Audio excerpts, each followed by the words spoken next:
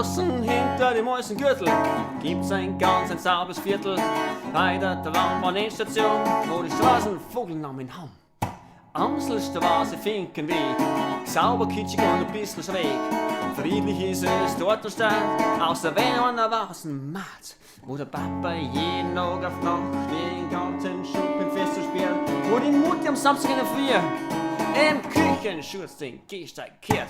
Dann zeigt dir der braune Zwerg den Holzweg durch den schwarzen Wald.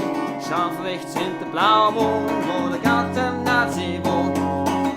Scharf rechts hinter Mond, wo der ganze Nazi wohnt. Es ist nimmer Stadt und noch nicht lang, wo der ganze Nazi wohnt.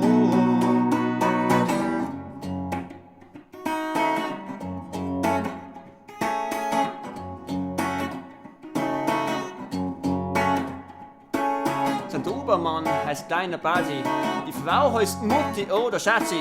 Sie haben ein Mädchen, das heißt Katzi, aber selber heißt der garte Nazi, der immer rumschleicht spioniert, den Nachbarn noch nicht drangsaliert.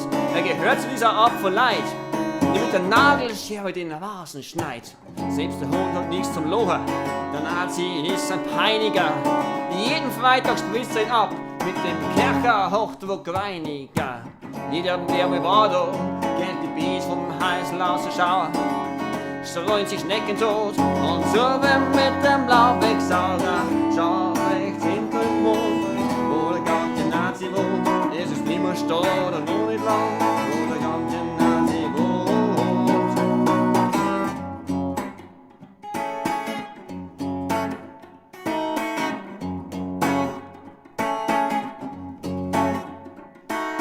München, Straubing, Linz und Wien, runterrasseln die Jalousien. Bei eines mag der Nazi nicht, dass man sieht, wie's bei ihm daheim zugeht. Wo der scharfe Wind doch wart, wird jedem der fragt, der Hals an der Wart. Ansonsten gibt es kein Problem, nur hin und wieder, da schießt wer weh. Doch da schauen zum Fernsehen ein, wenn's genug führen sie die Polizei. So ungefähr ist es hinter dem Mond, wo der ganze Nazi wohnt.